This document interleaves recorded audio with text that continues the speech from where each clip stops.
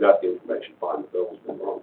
But at the very least, if they become aware of it right then and there, that there can be a point, you can do that in Encode, where you can put a note in there that reminds you, flag this account in 30 days, and then we'll send a letter out to, now it still needs to be the nicer letter, it needs to be whatever, but you can still, at least if you give it that 30 days or 45 days or whatever, from the point where you become aware, that would, I'm sorry for your loss. right, and so it's not an immediate, you know, he died 2 or 3 days ago, and now we're immediately starting a letter, so about 10 or 15 days after the death, you're already getting letters that roll in that make it look like we're gonna disconnect the water in how many days, so I think that's a good idea. Staff does need to see some document that shows that whoever's coming in there and wants to put that account now in their name has authority to do that. I agree.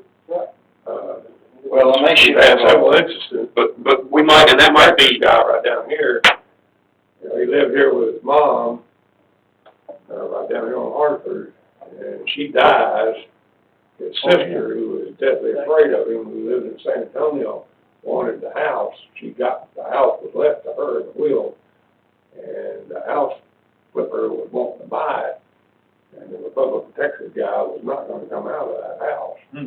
And, he had lived there with his mom, and in his opinion, that's his house. And, you know, it came down to having a SWAT team remove him from the house. Fortunately, it didn't come to that. But he had no authority to be in that house or change the account into his name.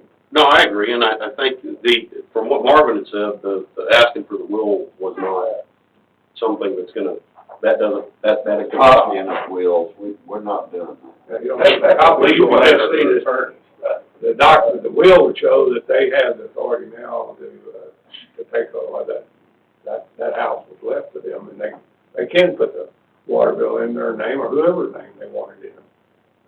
But they have the legal authority to do that. Yeah, power attorney or their executor showing that they're that. and that's all good, but again, I think demanding, I get the copy of the will, that's a good thing, obviously, they're not doing. I don't even think we should be asking for somebody for a will, because there can be stuff in a will that's not any of our business, so I agree with you, as long as it's not an expectation that somebody's still, well, we're not gonna copy it, but you have to show us the will. Yeah.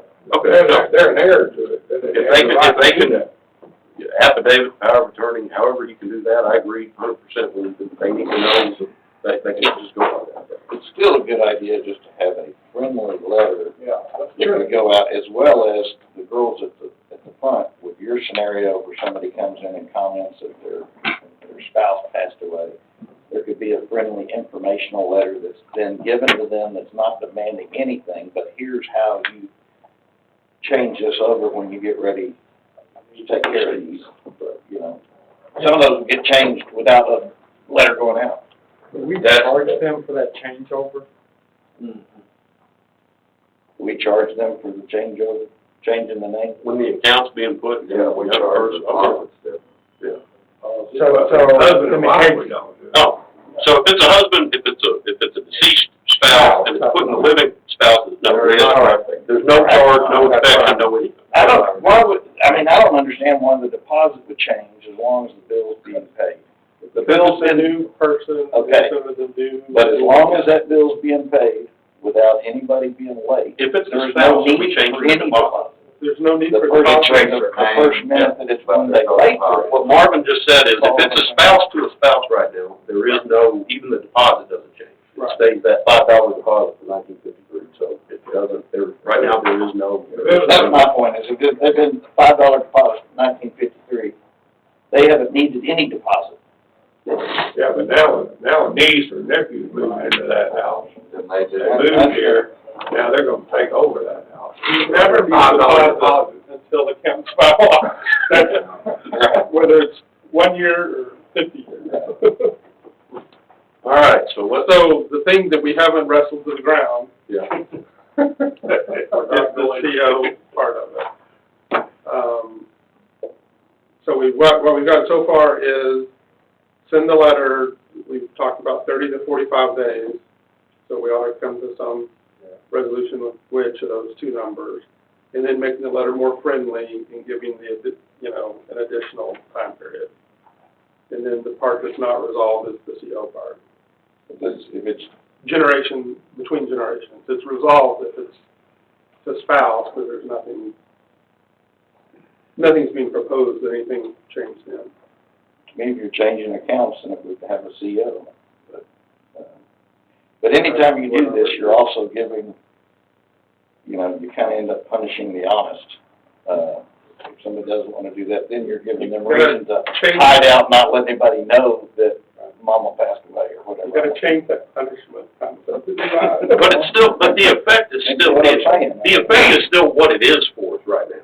I mean, and the alternative, I'll use the same hypothetical the other direction from what I did before. Obviously, if we had no requirements for any COs or deposits or anything whatsoever, yeah, we make it real easy for people to put the most accurate information out there. I'm not saying we go all the way to that point, but this is an actual effect. This isn't hypothetical, to whether it's punishment or not, and I don't think it's punishment.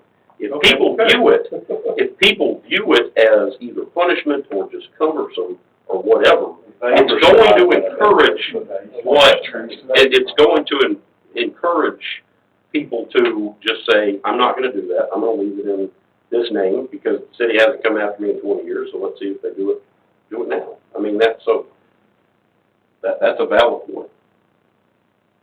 Wish I hadn't brought it up. And with that said, I want to clarify that the city staff does work with people on this on a regular basis. We're not coming out there and saying, in 30 days on your CO, we're shutting everything off. We've extended a hand to work with everybody, because y'all make it sound like that the CO is a bad thing, and it's not.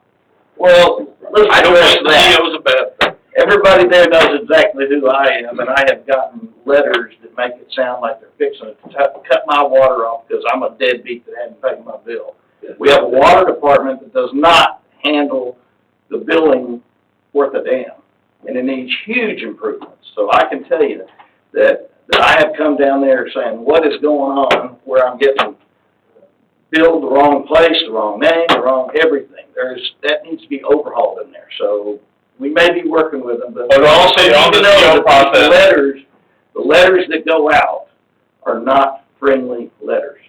but on the CO process, have we not worked with anybody? You've always been awesome, and I'm a CEO always. We need to back off saying that the COs are a bad thing. I didn't mean it that way, but I have gotten these letters saying everything's fixing to get cut off, and it's not a friendly reminder, and it's been a mistake on the water billings part. I think from what I've heard, it's not that the CO, if the building's empty and somebody's gonna be moving in, they appreciate the CO, they wanna make sure that it's safe. But where it becomes intrusive is if somebody's already living there, they don't want some stranger coming in and saying, you can't power this light with this extension cord, and you need to put a fire alarm in. Well, but it's the same thing. Our COs are safety inspections. But people don't want them. I don't want you coming into my house. Right, I don't want you touring my clutter. But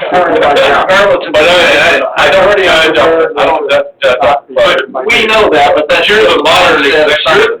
You're living with the previous example though too, Steve. I mean, you're getting from what's happened in the past. I mean, let's just call it what it is. You've done things the past hasn't done. Because I've been through this. Yeah, my house. It's not a bad process. Because no, I mean the past telling me this is the way it is, and he wasn't right. You're the exception.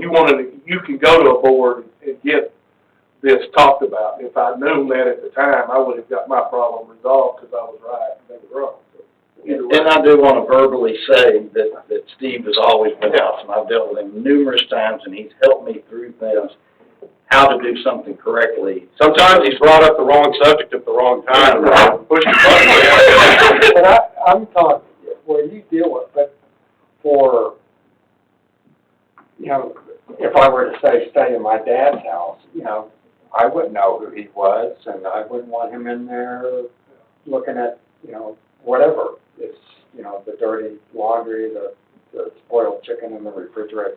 I don't even know what you look at, but that's the sort of thing that people find uncomfortable and intrusive into their personal lives. If it's an empty building, yeah, go in and inspect it all